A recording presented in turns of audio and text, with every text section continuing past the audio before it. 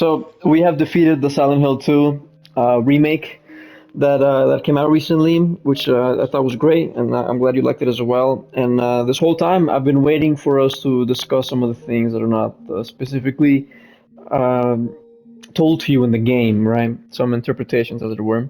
And in order to begin addressing the themes and symbolism in the game, we must first establish what actually occurred before and during the story. So you said something yesterday, which kind of surprised me. So what we do know before the game takes place is that James took the life of his wife, Mary. That's not up for debate. That actually happened.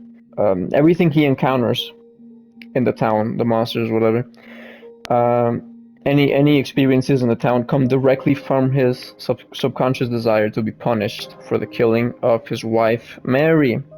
Any questions so far? No, sounds pretty straightforward. Okay. I have some quick notes for you here, right? So maybe after these notes they're kind of just like non sequiturs. Maybe after these notes, feel free to ask any questions. This is just to reveal some little details, I suppose. So James and Angela's first encounter, she is showing signs of like anxiety, right? And I remember in the original, it's mostly the same, but in the original specifically, during the knife scene, she's very apologetic, right? So we see a very apologetic Angela during first few encounters, and that definitely is a sign of someone who may have suffered trauma derived from abuse, which could have been mental or physical. Also, a little detail in the remake is Angela's character model. If you get the camera like around to it, you'll notice that her fingernails, they're very short and jagged from severe fingernail biting, which is also like another thing from anxiety, you know. I don't remember where it's established that her brother also assaults her, but it is, I guess. And then also her mother, who instills in her the idea that she deserves all of it, right? That it's her own fault. There's something else that happens in the original specifically. So if you remember during the knife scene, James takes the knife away. And during the last scene with Angela, where she's going up the stairs in the fire, if you remember, she asks for it back. Yeah, I remember that scene. Yeah, so in the original, it didn't really happen here, and I wanted it to happen so I could point it out to you. But in the original, what happens is Angela confronts James about taking his own life with the knife, and every time that James is proposed this idea, he sounds less and less convinced as time goes on, right? Also, another first sign, or the first sign rather, of James' mental state is during the first scene, the opening scene in which he looks in front of the mirror and reaches for his face. I don't know if you remember. He like touches his face, almost as if to make sure he's not dreaming or if he's not sure of the reality around him, right? During the same scene in the remake, he also clutches his hands in a similar manner to which he did after he takes Eddie's life, hinting that he may have recently ended Mary's as well. So Masahiro Ito, who worked on the original game and this one as a creature designer for both projects, he had previously stated that Mary's body was in the backseat of James's car from the start of the game. While in the original game she was not modeled, in the remake it is possible to see her with camera filters, and if you kind of look around the backseat a tiny bit, you can see like a blanket, right? Damn, that's actually fucking weird then. So another little detail for you, if you remember where Laura reveals that she's 8 years old and that she only recently turned 8 years old, she's like, "Oh, Mary gave me this letter like fucking a week ago or something, right?" And James says, "Oh, then Mary couldn't have died 3 years ago, right?" Mary suffered from the disease for 3 years. That's the number that he put in his own head. But it's entirely possible that he killed her and fucking drove to Silent Hill with her body in the backseat. You see? Damn, dude, this game's so fucking trippy, honestly. Another cute thing for you. Do you remember in the apartments very early in the game, we enter a room where a corpse is on a couch and it's watching TV, and we were kind of talking like, "Oh, did he Oh get yeah, hurt?" yeah, I remember that. So in the original, the corpse on the TV is not covered with a blanket, and I understand why they covered it. In the original game, that's the body of James. It's very clearly the same James character model, except he's all bloodied up. Um, in the remake, he's covered with a blanket, probably because it would be too obvious, right? So yeah, the apartment corpse in front of the TV in the Woodside Apartments, as well as many other corpses from which key items are obtained, use the same James character model. Eddie is seen shooting one of those models during his final confrontation. The TV corpse in the remake has its face and upper body covered in blanket, but the same jeans and boots that James wear are observed. So yeah, throughout the game, if you remember in the prison where you first find Eddie with the gun, and he's like, "Oh, he came at me, so I had to shoot him." Yeah, I remember that part. Yeah. So the corpse that's frozen, sitting on the table, that's also the James character model. It does look a bit different. Obviously, the jacket has like a different pattern or whatever. The hair and everything else, though, is meant to be the same. So I don't know if you remember this detail at all. I did point it out when I learned about it. If you go to the item menu, there's a distorted image in the background. It's kind of like blurry and shit. So that's footage from the tape that James is watching at the end of the game. It is blurred out and it's a little bit distorted. However, it implies that he subconsciously is aware of his actions, right? Lastly, the scene with James and Maria in the jail cell, if you remember that, in the labyrinth where you have to rescue Maria. So Maria's in the cell. However, in this remake, as well as the original, the framing of the camera is done in such a way that James always looks like he's the one who's behind bars, as opposed to Maria. So that's where my quick little notes end. There's still a lot more to go, but please, if you have any questions, anything you may be curious about. Okay, here's a quick question. Then what is Maria then? Okay, yeah. So this was a question that was burning in your brain head for a couple Yes, of. this is my burning question. Okay, I So made what sure. is it? What is she? Okay, so here's the deal. So I wrote this out specifically to answer that question. So Maria, as with the rest of the monsters that James encounters, Maria's true purpose is to torment James. She is born as an idealized Mary, more sexualized and less timid. The torment she puts James through, however, is more nuanced, occasionally poking at James' masculinity. She also tempts him with alcohol, as well as trying to seduce him, right? So yeah, Maria comes into existence, and this has been stated in many different places, like Articles. articles, videos or whatever. Videos. Yeah, yeah. Sure, yeah, that type of stuff. So Maria comes into existence. She is born once James steps foot in Silent Hill.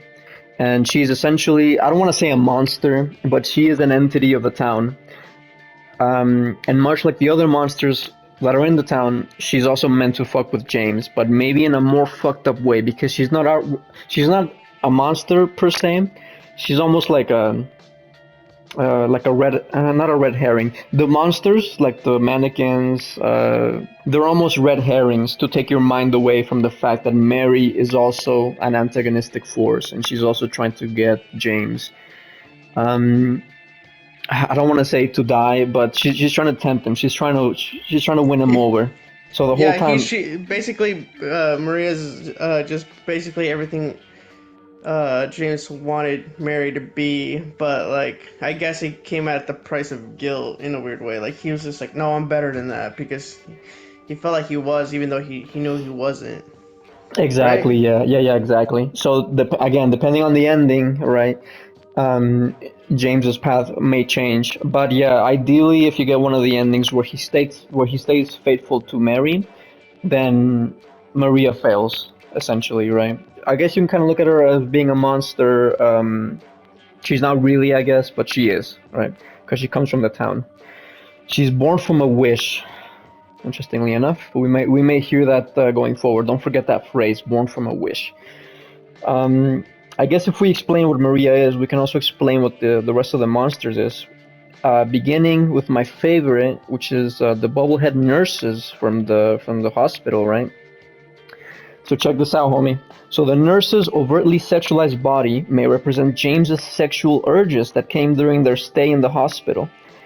The lack of significant facial features on the nurses may be interpreted likewise as a lack of empathy from the nurses towards James and Mary, as well as resentment from James towards the medical staff themselves, as he may have perceived Mary's care as insufficient because she died, obviously, right? Possibly due to negligence or uncaring staff. And then in little parentheses, I put, whether or not the staff were negligent during Mary's care is not stated to be fact and must therefore not be taken as true.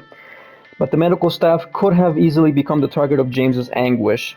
So yes, during this time where Mary has been hospitalized, where she's dying, it's pretty clear due to the symbolism in the monsters that he wanted to get laid basically, right? Yeah. And That's why they there's had that pipe in their hands, huh? They wanted James like, hey, use the pipe on us. Now you have to use. Now we're gonna use the pipe on you. exactly, yeah. I like where your mind is at, homie. I appreciate that. Yeah. No, so James, yeah, he wanted to get laid basically this whole time. 3 years is a long time, right?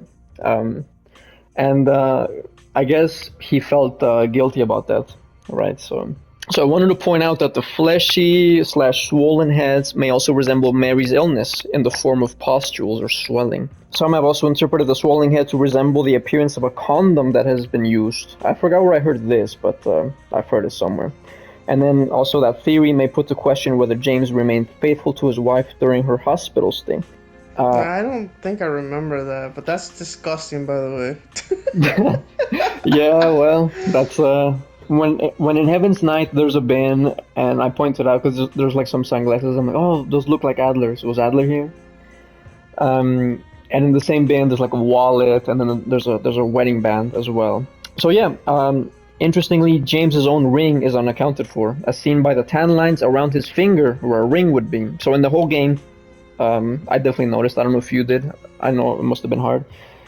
But especially when James holds a weapon, you can see that his skin is like untanned. The first monster that we encounter, the lying figure, these monsters seem to not only be in constant pain, but also trapped in their own bodies, or a body bag, much like Mary was during her final days. Their feet resemble the silhouette of a woman wearing heels to form a connection to the female form. They also vomit some sort of acid representative of Mary's verbal attacks on James during her illness. So if you remember, during that one hallway, the very long hallway at the hotel, there's this audio clip of James and Mary at the hospital, and it's only Mary speaking, and she's like, "Oh, you motherfucker, don't come back. I don't need flowers. I'm a monster." And James leaves. And she's like, "No, wait, don't leave." So this implies basically that James was frustrated, that he had to deal with this, with the verbal attacks from Mary, right? Who very rightfully was very well upset that she was dying. So that's what the lying figure represents. The vomit represents, Mary's attacks, like, "Hey, motherfucker." And then also the monster being in constant pain, possibly. It's never stated or obvious, but it kind of looks like it's in pain most of the time, and it's also trapped in a body bag. So the mannequins, right? So this is a very interesting one. So the creatures are made up of two lower torsos, notably lacking any personifying features such as a head. This may be interpreted as James seeing other women during Mary's hospital stay as nothing more than a means to satisfaction. The legs and voices of the creature are female, again reinforcing the idea that James wanted to be intimate while his wife was dying. So check this out. You alright? James is a freak, I see. James may be a freak, yeah. So in the scene where James picks up the flashlight, again in the Woodside Apartments, from the mannequin, it seems to be wearing the same dress that Mary wears in the photograph, if you recall. And that's in the TikTok as well. So I'm sure you remember. The scenario represents a moment of self-reflection. Fuck, I lost my place in this fucking paragraph. God damn it. It's okay, boy. It's okay. We're doing this raw. We're Just doing like it raw. James wanted to do that to all those nurses. To all those nurses, We're doing yeah. it raw. So here it is, right? So again, you remember that James picks up the flashlight from a mannequin that's dressed like Mary. So essentially what that represents is a moment of self-reflection that James could have. The light shines brightly on James, almost like a spotlight would. Kind of like, "Hey, look at you, motherfucker." And then as soon as the spotlight is removed, James is then attacked by the mannequin. Also a female form. Right, so those are the mannequins. Who else do we have? We have Abstract Daddy, Pyramid Head, but let's not do that. Do you remember that there was a boss in the hospital? He's in a box, and he hangs from like the ceiling. Do you remember? Yeah, I remember that boss. He was pretty interesting. So that one is But called the. Oh, sorry. Go ahead. Go ahead. no, I was just gonna say like, yeah, I don't know what that even is, honestly. Unless that's like James, like maybe he feels like trapped. I don't know. Hmm. I like that. I like that actually. It's possible. These are not stated to be fact anywhere, other than confirmation from Masahiro Ito. There's actually like a document that someone made which saves all of his tweets regarding lore of Silent Hill, because he just tweets this shit, right? So the flesh lips is what that monster is called, right? That hangs from the ceiling. So the monster, as you notice, is confined to a metal frame, much like Mary was during her illness. Essentially, could be representative of like her bed frame, right? So she's trapped there. Again, kind of being trapped in a body bag kind of thing, where the monster's like cramped up, unable to move comfortably. Um, The exposed lips, if you remember, again kind of represents Mary's own lips as they hurled hurtful words at James as a result of her frustration due to illness. So kind of the same as the line figure, mostly again to being confined and just being verbally abusive towards James, right? We only have two bosses left. One of them is the abstract daddy. I'm sure you know who that is. I feel bad about that one, and if anybody sees that video, I feel really bad. I didn't know better. I'm an idiot, moron, a fool. No, it's You fine. know, It's fine. have a dark sense of humor. Please forgive me, everybody. I think it's fair because you obviously Silent Hill 2 is a new game to you, and we weren't really expecting to touch on those subjects. So the abstract daddy, right? So while this creature is mostly specific to Angela, it's been confirmed that James may see it tad differently from her, right? So the monster has a bizarre shape closely resembling two human-like figures on top of each other on a bed, right? That being said, though, I really like your interpretation of one figure clinging to a door and then the other one behind him, and the other one's trying to escape from the door. I really like that actually. I was gonna tell you yesterday, but I'm like, nah, I'll tell him tomorrow. Oh man, I thought it was a door. So here's an interesting fact for you. So the abstract daddy monster in the original appears in the hotel, and they're actually called doormen. So Why Dorman though? I don't remember that specifically. Again, I think it's supposed to be mainly the same thing where like a figure is like is like clinging to like some sort of frame. I don't think it's ever specifically stated to be like, oh, this is a door frame, but it may have to do with the fact that a doorman works at a hotel. Oh, I see. Maybe I thought I was right for a second. I was like, yeah, I was right about something bad though. Yeah, no, I mean you could be. Like I said, I don't remember that specifically. Honestly, in the original, the abstract daddy being in the hotel may just be like an asset reuse. Yeah, I completely forgot about the doorman actually, which goes to show. And I actually didn't write anything about the Mandarin. Do you remember the Mandarin? For the Mandarin, I don't even know who these monsters' names or anything. Sorry. The Mandarin is the guy who we saw in the labyrinth who hangs from the fucking like from the floor, but the floor is like a. Oh, yeah. My bad. No, it's okay. So maybe you remember that like they have long arms and they have like lips. So those either represent vaginas or lips. I guess they're like doomed to always be hanging, like they can never be above ground, which the remake kind of does fuck that up, I guess. It's not super important. It's not super important to the lore of the story. But yeah, the Mandarins represent some sort of suppression where you're always supposed to be hanging as a way to like never rest, kind of, right? I don't know. Oh, I see.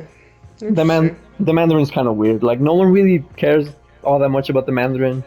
He's interesting, I guess. Whatever. Anyway, yeah, back to the abstract daddy, right? So the monster has two human-like figures on top of each other on a bed. This heavily implies Angela's sexual assault by her father and her brother. Of note are also the holes around the walls of the boss arena. I don't know if you remember, but they seem to have pistons moving in and out of them. To further add to the symbolism, the pistons appear to be metallic, in harsh contrast to the fleshy walls, almost to reinforce the idea or the interpretation that there's a foreign object that you don't want there in those holes, if you get my meaning. And obviously the pistons are moving in a very suggestive way, kind of in and out of these fleshy walls. That's disgusting, actually. Yeah, well, I'm pretty sure you understand what they represent. No. Sorry, Um, everybody. no, it's okay. There's no way you could have known how fucking hard this game went. Yeah, that did surprise me a lot. I think, oh man, Angela doesn't have a great time, which is No. really awful.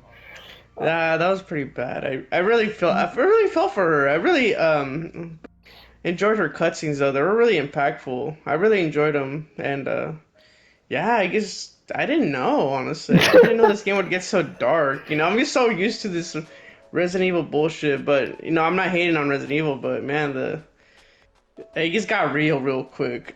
It did, yeah, it did. You were expecting vampire ladies with big titties, and you got Yeah. fucking a sexual Yeah. assault victim.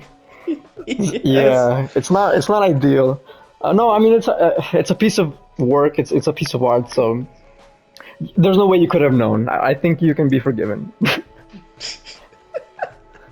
and I'm glad you were able to recognize where all of that went. Um, and here's something cool. In the original game, you fight the abstract daddy in a single room in a floor by floor, I guess. What would you call that? In a square room. And Angela just hanging on the corner, like sobbing. But obviously, in the remake, the battle spills into long hallways where Angela can be seen running away from her tormentor, as she may have done as a child. If the player follows her into a crawl space, if you remember, the boss music stops, implying this is where she felt the safest. And check this out, the creature may also visually represent Mary's own body on her deathbed as James mothers her with a pillow. So there you go, double meaning. So that pretty much covers the abstract daddy, the most horrific monster to ever exist, possibly. Are you ready for the big one? I'm Are, ready. I'm ready for the big one. I'm ready are for you, this big old steak right here of lore. I want this lore. so check this out. So this is PH's lore, right? Oh, this is your favorite. I bet Hell, this is your dying one. I think you're more excited to tell me. I'm very excited to talk about PH, bro. So PH, right? So he resembles an executioner from the town's early history. If you remember, after we went to the historical society, there's a picture of Pyramid Head with like corpses around them in frames. Interestingly enough, do you remember that little area? Yeah, I do actually. Yeah. And then you go down a giant long hallway. By the way, I should point out real quick, James goes down for a long time, and then he's also jumping down multiple times. So that's definitely symbolic of him going to hell, right? So Yeah. that one's Yeah, I kind fairly of, I kind of had a feeling about that one. It's like kind of like the ninth circle. Like it's like he's just going lower and lower until he reaches the final stage of hell. exactly His precisely own that, bro. hell, I You're on guess. point. No, you're definitely on point with that. Yeah, Oh, he's descending deeper and deeper. So yes, you're definitely on point with that. Um, so yeah, again in the historical society, right before he jumps to hell, he sees a picture of PH. I don't know if you remember, but we went deeper to a point where there was like a framed photograph that was in black and white of like dudes wearing like sus looking masks. One of them. yeah, I remember that. Yeah. So of note is that the guy who's wearing one of the pointed hats, the red one, is pointed, right? So it's generally accepted that the shape that the helmet, the pyramid head, is made to resemble that of the head coverings of the Civil War era executioners. So that photograph, right? So James took a trip with his wife many years ago, possibly, went to the historical society and then saw that photo and was like, "Oh, that's kind of fucking crazy. That's kind of wild, right?" So he remembers that, right? The pyramid fixed on its head is a heavy burden, right? Much like the guilt that James carries. The weapon he wields, the great knife, is likewise a heavy burden. The monster has an overtly masculine body representing James, so, well, I won't say that yet. He is also the only masculine monster James faces during the game. So if you've heard before in the past, right, like the Silent Hill movie, the other Silent Hill games, if PH shows up, it's wrong. Because he's very specific to James's past experiences and his own desire to be punished. So in the movie, wrong. Right, and Silent Hill Homecoming, fucking wrong. Only canon appearance by PH is in SH2 and the Pachinko machine, and that's it. Yeah, I never knew that. Wow, look at that. Yeah. That's a big So fact right there. I did not. I would never thought. I thought like Pyramid, like he's like so popular that I thought he would appear in another Silent Hill games. he definitely did, and the reason he became so popular was because he was so mysterious. He was kind of cool, and he did become very iconic, right? More so than the characters. You know, in Resident Evil, you have Chris, you have Jill, you have Leon. In Silent Hill, you have a teenage girl, you have a fucking blonde guy, you have a dark-haired guy, or you could also have a guy who's wearing a fucking pyramid. Which one is more striking? You know? So yeah, that's the reason why he became so popular is because he looks crazy. He looks like a fucking crazy monster, right? Essentially, PH, you could say, is the other side of James's coin, as it were. He's a reflection of James, right? His desire to be punished, his desire to be executed, possibly. Um, okay, so check this out. Early in the game, PH can be seen violently manipulating other creatures, killing them in the process. It is generally accepted that he is in fact trying to kill or to hide the monsters, forcing them down drain pipes. So, the first scene with PH, the first actual cutscene, he's fucking with two mannequins. This is a statement from Masahiro Ito, is that he's trying to push them the fuck down the drain to suppress them. So he's trying to keep James from seeing the mannequins. You get what I mean? Yeah, I made that connection when you were saying that. I was like, oh, so Pyramid is an unsung hero in a weird way. Well, he definitely is made to torment the fuck out of James. So, yeah, see, interesting that you say that because there is another theory where essentially PH is trying to help James by getting rid of Maria on multiple occasions, as well as getting rid of these monsters for him. But of course, he also fights you, which again could be just representing that he fucking just wants to punish you. You know, he wants to beat you up, take your lunch money, whatever. Right? Oh, yeah, that is true, huh? Yeah, yeah. So Oh, yeah, that's actually kind of strange, actually. yeah, so you can kind of take it both ways. There is room for interpretation, for correct interpretation of both sides. You know, either he's completely a villain or he's trying to help you. Or maybe he's just like a thing where he likes keeping James like this. Tortured, you mean? Yeah, it's tortured instead of, like he is like helping him, but he likes torturing him at the same time. But yeah, he essentially exists to torment James, and it could also be interpreted that he's helping James by hiding these mannequins, by hiding the line figure. In the original, before the boss fight, if you remember that clip that I showed you, I think he's trying to shove that line figure that kind of looks like he's eating its ass.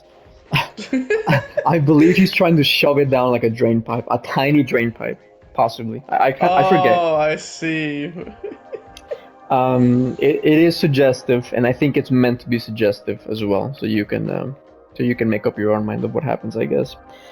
Um, he torments James obviously up until his self-execution at the end of the game, where James accepts the guilt over what he did to Mary, therefore ending the need for any further punishment. So Pyramid Head is invincible. He only I guess, ceases to exist once James has no need for him to exist, as he accepts the fact that he killed Mary, he accepts full responsibility, he takes on the guilt, and Pyramid Head is like, well, job done, I did it, and then he fucking, puts himself on the thing, on the spear, right?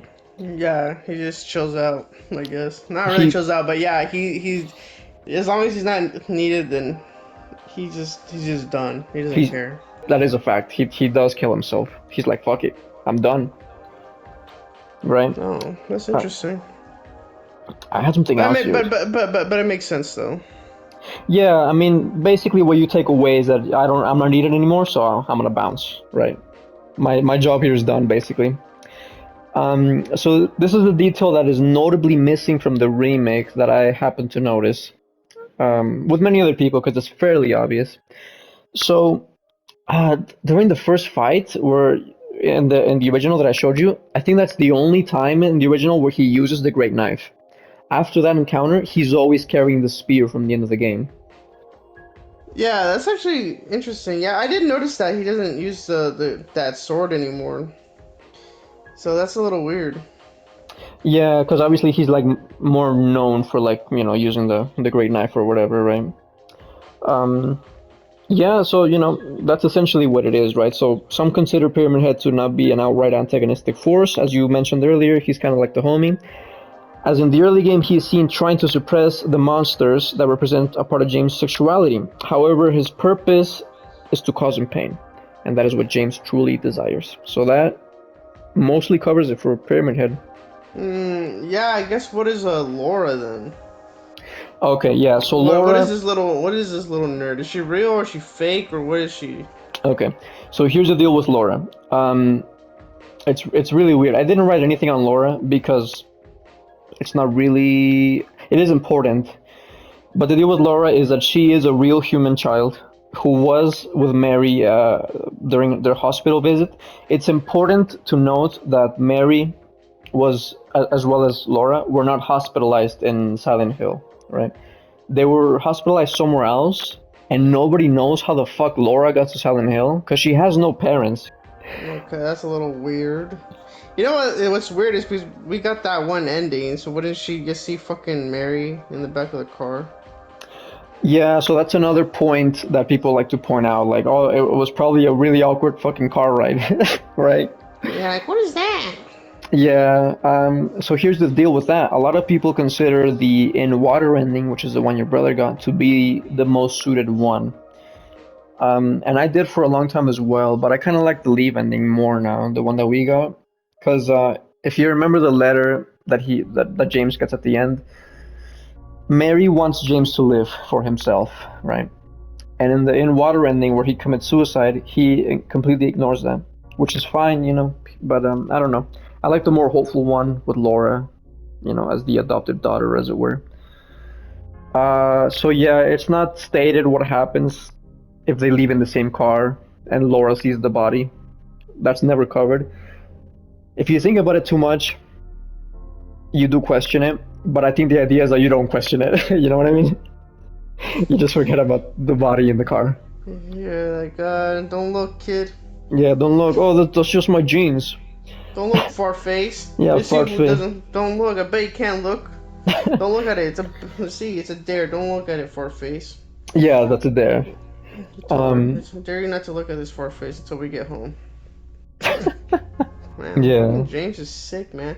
You know, actually, like, I actually think I like the water anymore. Like, I don't know. I don't really feel bad for James, to be honest. I Mm, mean, in some way, I guess you could, in some weird human level. Like, like you're like, okay, obviously he's not living, but at the same time, that's his wife, you know what I mean? He should probably yeah. be treating his wife better and be more respectful, I guess, you know what I mean? Because he does have regret. And I know Mary does want him to live his life, but still, it was like a shitty thing he did. So it's definitely physically and mentally draining for both parties involved. So Mary, James, they were both kind of like not. I don't In want the to best say. state of mind. Yeah, they were not in the best state of mind, essentially, right? In fact, Mary does express guilt over her illness putting a strain on the relationship, if you remember, and that it will be cut short as a result, right? So it's entirely possible that James internalizes that both of these ideas are true, that the killing came from a place of love as well as mercy, but also selfishness, sorry. Wanting not only to end his wife's burden, but also for him to be done with it, because he does want to move on with his life. It's a very human thing to want to get over it, to want to be finished with it, but also because he loves his wife, he's very guilty over that fact, right? So that's the idea. It could, I don't want my wife to suffer, and also I want to be done with this. I want to move on with my life. Like I said, it changes slightly depending on what ending you get. That's so far. I don't know. I guess in a weird way. Well, this is me. It's not even weird because these are just my feelings. I still think what James did was wrong. I know he was Right. probably in a best state of mind, but he still killed somebody. Yeah. So I don't know. It's hard to say. Mm, yeah, I don't really feel bad. I guess. Okay. Yeah, that's fair. I mean, he did do something Yeah, terrible. yeah. But everything else pretty much makes sense. Once you have all this info, everything just makes sense. It pieces the story a lot better. I mean, not that it was bad. I mean, obviously it was a mystery from the get-go, Yeah, but we don't really get all these answers, obviously, unless yeah, you of piece them course. up together or look it up. I don't know. I think you can get a lot from. The game? No, you could. I mean, I'm glad. That's what made it fun for me. It's just like you get to like kind of piece things together. And also, I was gonna say, and also other people's interpretations, because I had never heard someone say that the abstract daddy kind of looked like he was on a door frame. But I like that Oh, because it could signify that someone's trying to escape that this painful event. I might like that more actually. oh damn. It means more to me than I mean the bed is also kind of fucking horrific, but the fact that the frame could represent the door is like someone trying to escape, but they can't is really fucking terrifying too. Yeah, that's what I thought. It looked like a door. It didn't really look like a bed to me. Well, maybe because when I think of a bed, I think of something more comfortable. But Yeah, yeah, of course. Well, I okay, mean, I don't know. This is just going bad. you have to think that this is like Silent Hill playing tricks on you. Obviously, Pyramid Head is like he's supposed to have a cloth hood as opposed to a giant metal fucking helmet, right? Before the final confrontation, Maria takes on the form of Mary, again trying to seduce James. However, he now sees that she was an instrument in his punishment and rejects her after accepting guilt. She then transforms into a saint-like monster affixed to a bed frame, possibly representing Mary's bedridden condition, right? You remember what the other world is? Yeah, basically the upside down from Stranger Things. Exactly, yeah, the upside down from that hit show Stranger Things, which is really great and I love. I love. I'm kidding, I'm kidding. Yes, tell me about the other place. Yeah, the other place, the upside down. So, the other world is personalized depending on the character we are watching. Angela's being the most notable as it is engulfed in flames. During her last scene, frames with corpses haunt her, representing her guilt over murdering her father and brother. I did notice that in the remake, there's only, I don't know if you remember, but when she's walking up the stairs, there's a frame with like a body, and it's only one. Whereas in the original, there's two frames, maybe her brother and her father. So maybe that's where the idea that her brother also assaulted her came from. I forget. But in the remake, there's only one body, that of her father. The continued abuse, basically, what I was going to say is that it may lead her to believe that it was her fault. Right. So again, for those psychologists out there, such as myself, someone who had suffered some sort of trauma due to abuse, again, whether that be mental or physical abuse, they begin to believe that it's their fault. They're very apologetic with anyone. So again, when when James takes away the knife from Angela, she's like, "Oh no, oh I'm sorry," So that's a sign of abuse. For this reason, it can be assumed that much like James, she believes it's only right that she continue to suffer for her actions, hinted at by the ever-present flames, right? So they're always there for her, making her suffer. Eddie's other world, on the other hand, is represented by a cold environment. In the remake, when speaking to Eddie, his breath becomes frosted while James's breath does not, implying that, he's cold. During his final confrontation, much like Angela's last scene, it is possible that James gets pulled into Eddie's own perception of the other world. And then the meat locker itself is filled with large cuts of meat that may resemble Eddie's own size. So they may be a reflection of him. And it's entirely possible that the town manifests like the meats as a way to taunt him, right? Because he clearly is very severely self-conscious about his own appearance. Um, he also seems to lack any empathy, not only for what he did, to the guy previously, where he shot him in the leg, and then he also killed his dog, but also all the other characters that he kind of fucks with afterwards.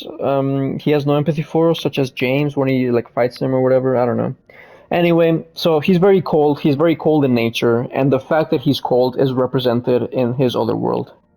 This is much less noticeable, but James's other world is more about decay and white sheets. So this is more noticeable in the apartment section, in the Blue Creek Apartments. Is that what they're called? The Woodside and Creek. I don't know. The other apartment building. He jumps like through a door frame into another apartment building. Yeah, I remember. Yeah. So that other world it looks more decaying. Like the passage of time has defeated this building essentially. And then there's also white sheets everywhere, notably on top of the mannequins that were moving, if you remember. outside of that one room. They were kind of like changing positions in the room in the hallway. Obviously, the white sheets, as well as the decaying, are very much linked to Mary's eventual death, right? As well as being bedridden, obviously, the bed sheets. Most of his other world reflects the damage of the passage of time. In the remake, there appears to be more of rust in the other world, possibly to resemble the other world as it was in the first Silent Hill game. So it's maybe more of an aesthetic choice, right? Because SH1 was definitely more about the rust and the industrial, it's more present in SH2, which is fine, especially in the hospital, It does seem more factory-like. But yeah, decay, once again, to reflect the damage of time, right? In the end, neither Angela or Eddie can overcome their own grief and bring about their own demise, right? So Eddie never reaches a point of self-reflection where he comes to peace with his actions or his insecurities. And when he's presented with the force that he perceives to be passing judgment, kind of like a bully, he takes violent action against it. In this case, it was James, right? Which results in Eddie's own death. I've heard somewhere, some people believe that James could be Eddie's own pyramid head, where James is the one to bring judgment to Eddie, you see? Kind of like the abstract daddy for Angela, I guess you could kind of say. To me, that's kind of stretching it, but I do like certain aspects of the idea where James is meant to be something of a monster to James. Right, some sort of like jock-like figure. I don't know. Well, yeah, like this represents what Eddie wants to be. Fit. Good looking. Maybe he has the life that maybe he wants James's life because he obviously is not happy with his own life. Yeah. And maybe he just gets jealous. Just a jealousy thing. But that is an interesting idea. I don't know if I liked it that much. The idea, you mean, or? Just that idea that James is Eddie's pyramid head. I'm sure he doesn't see James as a fucking terrifying monster. I'm sure he sees him as a human, which could also lead to the idea that maybe someone is more attractive or fit than himself. I know what you're saying. I know what people are saying. I just don't really like it. I like more of the idea that they just run into each other. Just by chance, just like fate, I guess. Definitely, yeah. I like that more too. Touching on Angela briefly, Angela's tormentor is put down by James, and so there's another idea floating around that because James intervened, Angela was not given the chance to overcome her own grief, right? However, I personally like the idea that she would have failed anyway, because that's just more in line with the story of Silent Hill, with the characters that happen. So I think she would have failed even if James hadn't showed up. Yeah, I think I know what you're saying. You're saying like she still needed that to live in a weird way. Yeah, so some people believe that, but I'm much more comfortable with believing the fact that, again, you happen upon this scene by accident almost, and James just happened to be there. I don't necessarily see it as an important plot point to consider that, oh, she didn't overcome on her own, right? Do you know what I mean? Yeah, I get you. Like just like the fate thing, like I told you, James just happened to be there, and he happened to fucking kill her monster or whatever. As for James, the most appropriate endings for him definitely are the leave and the in water endings. The leave ending is the one you and I got. And the in water is the one your brother got, where James commits suicide. And also, these are the endings that most of the staff of the game preferred, as well as some of the cast. Like, there's interviews with like, oh, what's your favorite ending? Oh, it's the in water or it's the leave ending. So those are the 2 of 3 endings that you can get on a new game. The other being the Maria ending. So here, I wrote some things for both of those endings. Not so much for the Maria ending yet. So the leave ending sees James coming to terms with his actions, leaving the town with Laura, honoring Mary's wish to adopt her, also to continue living, obviously. This is the most hopeful ending as it comes after James's own torment, his acceptance and redemption. In this ending, James is the only one who achieved peace within himself and is able to escape the town, while Angela and Eddie could not. The in water ending sees James unable to let go of Mary and admits that what he truly desires is to be with her, even in death. James gets back in his car and drives into the lake with Mary's body.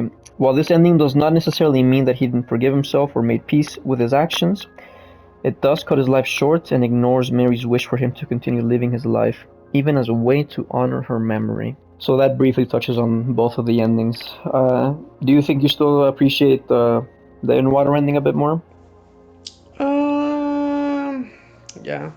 I Yeah, don't know. It's just like it's hard for me personally. It's like hard. It's hard to feel bad for James, even yeah, if yeah, someone like did say like, "Oh yeah, like I want him to live." Like like it just sounds like James was just kind of abusive. I guess you know what I mean. And I think he did obviously regret being so like abusive and manipulative.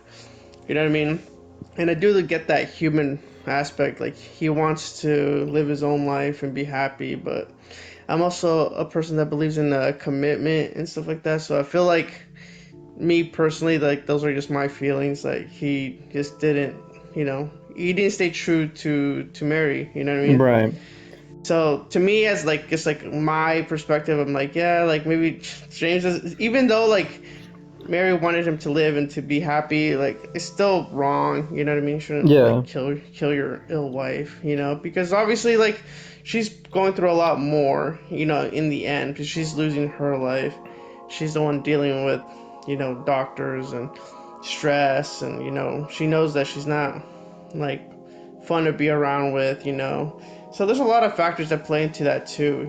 So to me, it just sounds like she wants James to live, but like I think it's just because she just feels so like useless. You know what I mean? yeah, of course. Like she's like lowered herself so much, and it's like you should live and have a good life. But at the same time, I do feel like most people would think that anyway. Like if you were to die, you would probably want like your brother or your kids to still be happy no matter what. So I Yeah, get that too. You know what I mean? I understand like people still have desires for other people, but I don't know. I think he just came from a bad spot. Because James does kill her, even if it is a mercy kill. It's still wrong. You shouldn't kill someone just because you think their life's ending or right. maybe about to end. You should see it through. But Yeah, so I do kind of like that ending just because I still think James sucks. And yeah, people are probably like, no, Carlos, no, Carlos. James is a good guy. He redeemed himself. Maybe to himself, maybe he feels better about it, but it doesn't make it right. You know what I mean? yeah, of course.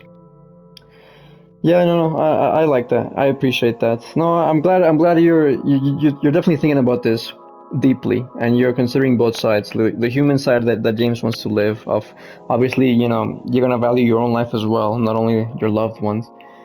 Um, but you're also considering, yeah, the commitment. They're married, of course, and you know, and yeah, he does kill her. It is of note, I think, that I should mention that during that last conversation that they have, she does say, "Oh, but yeah, but I asked you, I told you that I wanted the suffering to end." And James replies, "Yeah, but you also said you didn't want to die." So it's a complicated answer because it's a very complex problem. It's a very human problem, right? Yeah, no, I can see that too. Yeah, I think this will just be a never-ending conversation. But I think that I'm just gonna put like my beliefs, my personal feelings into like it was still wrong at the end. Yeah, yeah, yeah, of course. And it just speaks to the game and the quality of it and the story that it makes you have these conversations, that it makes you think about it, which is something I really appreciate. And it's something that makes this game something that's very beloved and people come back to and are still talking about, right?